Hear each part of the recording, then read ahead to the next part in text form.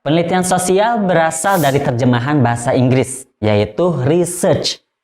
Re artinya kembali, dan search atau to search adalah mencari. Dengan kata lain, research artinya mencari kembali suatu pengetahuan.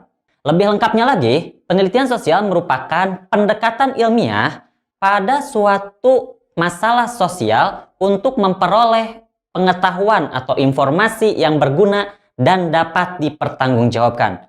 Jadi, penelitian sosial merupakan pengkajian ilmiah untuk memperoleh informasi yang dapat dipertanggungjawabkan dan berguna. Sahabat-sahabat juara, penelitian sosial ibarat kata seperti orang ngepoin orang lain. Nah, gitu ya. Jadi kita mencari informasi yang dianggap menarik bagi kita.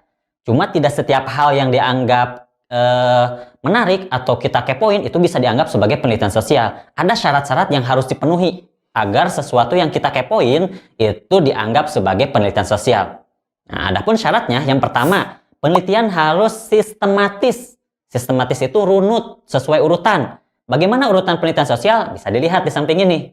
Nah, yang kedua, penelitian juga harus terencana. Tidak boleh terlalu lama, tidak boleh terlalu singkat. Artinya harus dipikirkan biayanya, kemudian waktu yang kita luangkan, dan kemudian tenaga juga.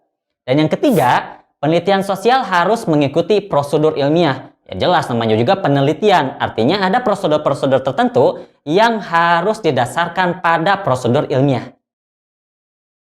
Sahabat-sahabat juara, setelah tadi kita menyimak penjelasan syarat-syarat penelitian sosial, maka hal yang harus kita pahami berikutnya adalah langkah-langkah untuk melakukan penelitian sosial. Ini berkaitan dengan salah satu syarat penelitian sosial yang tadi kita bahas, yaitu sistematis.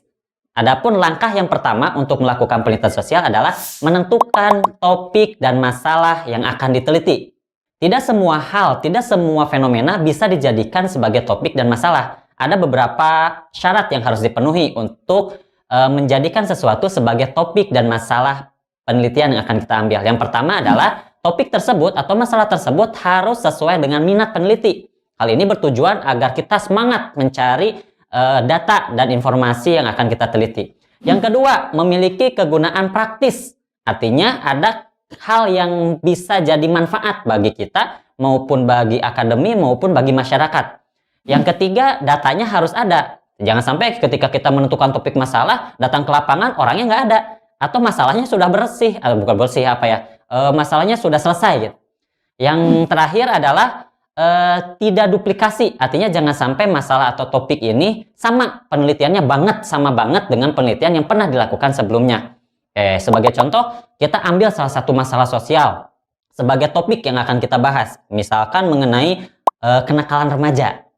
Langkah berikutnya adalah studi pendahuluan. Setelah kita menentukan topik, maka kita harus mencari penelitian-penelitian orang lain, informasi untuk menelaah kira-kira apa saja yang mempengaruhi kenakalan remaja atau masalah apapun yang menurut sahabat-sahabat juara minati. Yang ketiga adalah merumuskan hipotesis. Setelah kita banyak membaca, tentunya ada hal yang menjadi kecurigaan, mungkin tanda petik, terhadap masalah tersebut. Misalkan, faktor apa yang mempengaruhi seseorang sehingga menjadi nakal. Langkah berikutnya adalah pemilihan metode. Ini penting. Tadi sudah dijelaskan di syarat ada prosedur ilmiah. Nah, prosedur ilmiah salah satunya adalah metode yang akan diterapkan. Misalkan metode yang kita terapkan apakah itu kuantitatif maupun kualitatif. Metode ini bertujuan untuk bagaimana cara kita menjelaskan suatu masalah, bagaimana cara kita juga mencari data masalah tersebut. Langkah selanjutnya untuk melakukan penelitian sosial adalah menentukan variabel penelitian. Variabel penelitian adalah sesuatu yang menjadi fokus utama suatu penelitian sosial. Adapun variabel penelitian terdapat dua jenis. Pertama ada variabel bebas, yaitu variabel yang mempengaruhi suatu fenomena sehingga fenomena itu muncul atau masalah itu muncul di masyarakat. Yang kedua adalah variabel terikat, variabel yang dipengaruhi atau bahasa mudahnya adalah variabel yang menjadi fokus perhatian utama penelitian yang akan dilakukan. Sebagai contoh, bisa dilihat dari judul penelitian tersebut, bisa kita lihat terdapat dua variabel. Variabel pertama adalah penggunaan smartphone.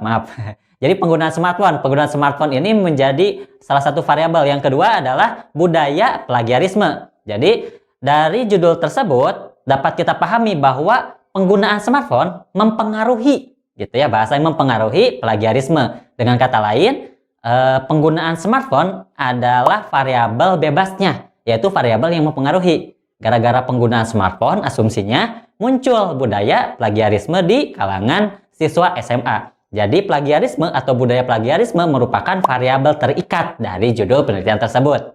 Setelah melakukan atau menentukan variabel, langkah berikutnya dari penelitian sosial adalah menentukan instrumen penelitian atau alat yang digunakan untuk mencari data. Bisa pedoman wawancara, bisa juga pedoman observasi atau bahkan angket.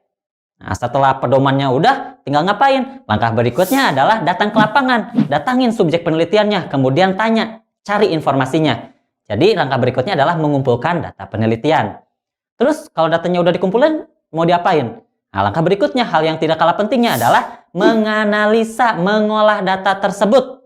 Nah, misalkan kalau dari judul tadi kan penelitiannya penelitian kuantitatif ya.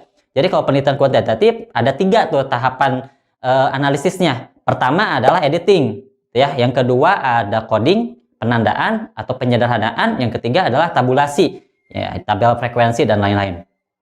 Setelah analisis, maka hal yang selanjutnya perlu dilakukan dalam penelitian sosial adalah generalisasi atau mencari kesimpulan. Dengan kata lain, tahap ini adalah tahap mencari pola umum. Nah, yang terakhir, jangan sampai lupa setelah kita melakukan penelitian dari mulai merancang sampai kita datang ke lapangan menganalisa adalah menulisnya, yaitu menulis laporan. Karena laporan ini penting, tidak hanya untuk peneliti sebagai dokumentasi, sebagai bukti kita telah melakukan penelitian. Ingat ya, penelitian adalah sesuatu yang bisa dipertanggungjawabkan. Maka hasil penelitian tersebut juga bisa bermanfaat buat orang lain. Apakah itu misalkan untuk bahan kebijakan, atau misalkan untuk bahan pembelajaran, atau untuk mencari solusi, atau bahkan untuk penelitian selanjutnya. Sahabat juara, sekarang kita akan latihan soal dari materi yang sudah kakak jelaskan tadi mengenai penelitian sosial. Oke, bisa dilihat berikut ini yang bukan merupakan syarat topik penelitian adalah A. Sesuai minat peneliti, B. Data tersedia, C. Bukan duplikasi, D. Memiliki kegunaan praktis, atau E. Sesuai dengan keinginan sponsor penelitian. Mulai terbayang? Jadi jawabannya apa? Yang bukan merupakan syarat dari topik penelitian adalah E. Sesuai dengan keinginan sponsor penelitian. Kenapa? Karena syarat penelitian atau syarat topik penelitian ada 4. Pertama, harus sesuai minat peneliti. Yang tadi ya, supaya semangat. Yang kedua, datanya harus ada atau datanya tersedia. Yang ketiga, memiliki kegunaan praktis atau bermanfaat. Yang keempat, tidak boleh duplikasi. Jadi cukup ya.